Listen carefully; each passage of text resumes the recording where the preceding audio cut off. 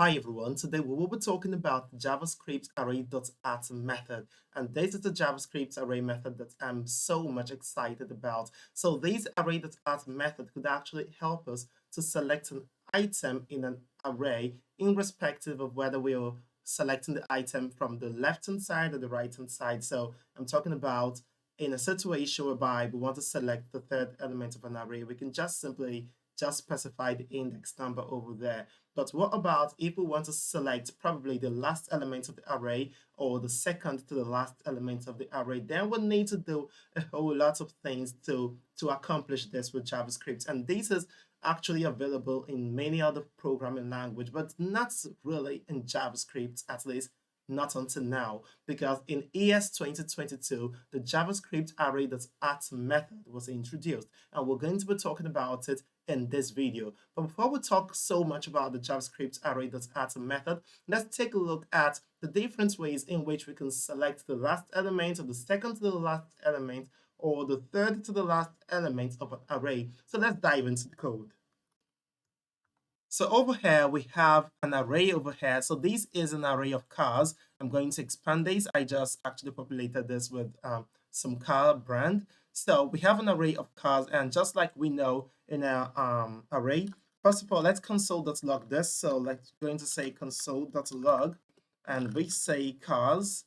And when we save this, we can see that we have a list of our cars, and they are 14 in number. So if I want to say I want to select just the first element, I'm going to say this has an index of 0. So I'm just going to say index 0 here is giving me the ID. If I want to select the fifth element, I'm going to say index of 4, and that's going to give me the fifth element in the array. And to prove that that is the fifth element, I'm going to write another console.log here. I'm going to save this. Now we can see 1, 2, 3, 4, 5, 5. So you can see that this is the fifth element over here. So this is just a basic way of selecting an element via its index in an array. But what if we want to select this particular element, which is the second to the last element? We might want to say that we're just going to count from here. Maybe we already know that this is the 13th element, right? So we can just say this has the index of 13 and we're already good to go.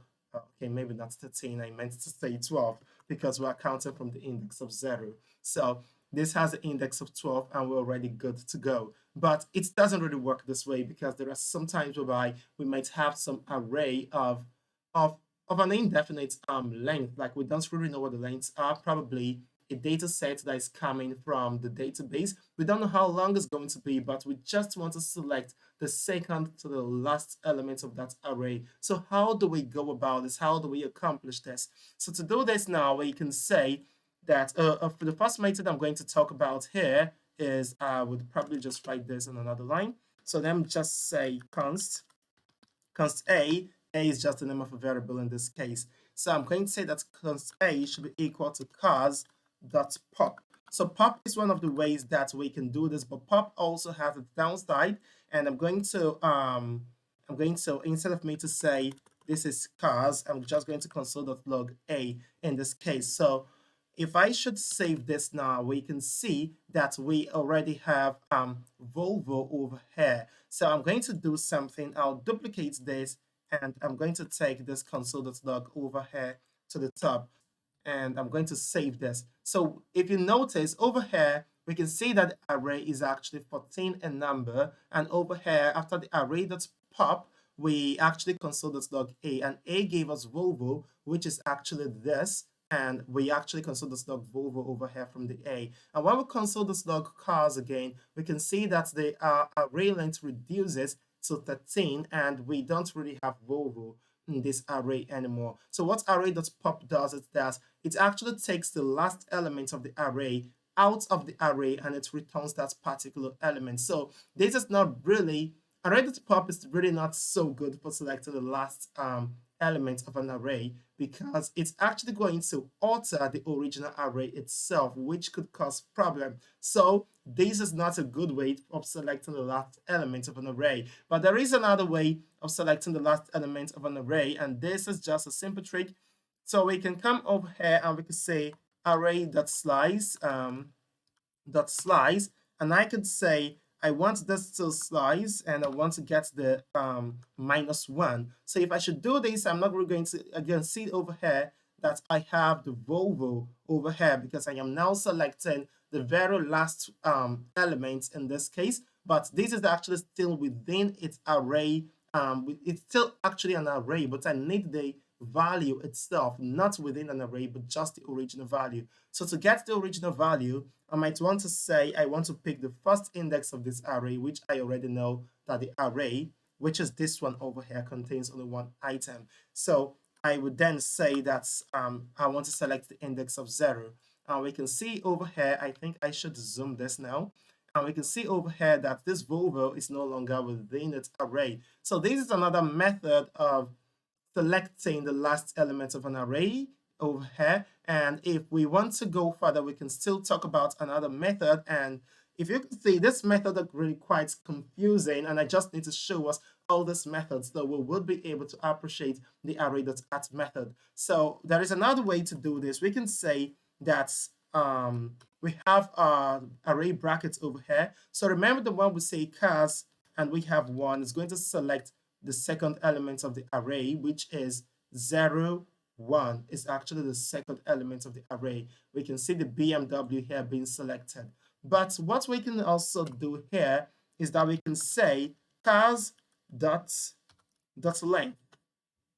So cars.length in this case is going to give us the length of the car, the length of the car's array, which is actually 14 in this case. So if I should save this right now, this is going to probably show an undefined. So we can see that it is undefined because the index 14 is actually not available in this array, because remember, we're starting our counting of an array from 0. So when we say 0, 1, 2, 3, 4, 5, 6 down to 14, the index 14 is not available. Let's take a look at that. 0, 1, 2, 3, 4, 5, 6, 7, 8, 9. Okay, this is actually 1, so 8, 9, 10, 11, 12. I guess I miscount that, but probably you can take a look at the screen and count it yourself, and you will find out that we actually, if you're counting from 0, we actually have 13 elements in here. And so the index 14 is not available, and that's why this is giving us undefined. But what about if we should say 14 minus 1? That is going to give us 13, and that's going to give us the last element of the array. So when I save this, you can see it's giving us the last element. So if we need the last 2 elements, we can also say -2, and it's going to give us the second to the last element of this particular array. Now, this method I consider stressful. I'm going to take this away. A method I consider stressful, but this is the most common way of doing this, not until the ES 2022, whereby we have the Array.at method. So to implement the Array.at method, I'm going to talk about it now. So we can have the array, which in this case is the cars. So when we say cars.at, then we open it this way and we say 1. So if we should save this now, we can see BMW, because BMW has the index of 1. If we should say 0, it's going to return Audi. So this is actually just going to this is actually just going to accept the index number. And if this is if this is the only thing that the Array.at can do, then it's not really useful. But one more thing we can do with Array.at is that we can just say Array.at, and what index do we want to reference? We want to reference the -1 index. So the -1 index is actually going to start from the negative index, which is from the right-hand side, and counts towards the left-hand side. So if we should save this now, we can see that we have Volvo over here. And if I should say negative index 2 and save this, we have Volkswagen. So in this case, it is actually starting the counting of the array from the right-hand side to the left-hand side. So this is actually what we can use the Array.at for, and this can come in very, very useful in our everyday code writing. So if you observe, we have this line over here, and if I should place my mouse over it, you can see that it's telling me that I should create a method called @. This is because of my IDE actually did not recognize the .at to be an array method at the moment. So why is this happening? So this is because The Array.at method is an AS 2022 feature, and probably it's not IDE is yet to accept that as a valid array method. So I would like to talk about what the specification of the Array.at actually is. So if we take a look at this, we can see that the Array.at is actually pretty new. And if we just scroll down to this particular side, we can see the browser compatibility. First of all, this is already compatible with Node.js. It's also compatible with Dino as well, and it's compatible with almost all web browsers except Internet Explorer and Opera for Android. So Internet Explorer, in my own opinion, this is really not something you should worry about, because Internet Explorer had actually been replaced with Edge. So this is not something you should worry about. And for Opera for Android, it's not really compatible with Opera for Android, but I think there are only very, very few people using Opera for Android, because Chrome is actually the default web browser for all Android devices, or let me say for most Android devices. But Opera for Android, it's not really compatible with that. So this is just an information you need to know if you are using the Array.at method. So take note of that whenever you are using this particular JavaScript method. So do let me know in the comment section how you do select the last element or the second to the last element of an array while you're writing your code. If you consider the JavaScript Array.at method useful, please remember to give this video a thumbs up and don't forget to subscribe to the channel. Bye for now. See you in the next video.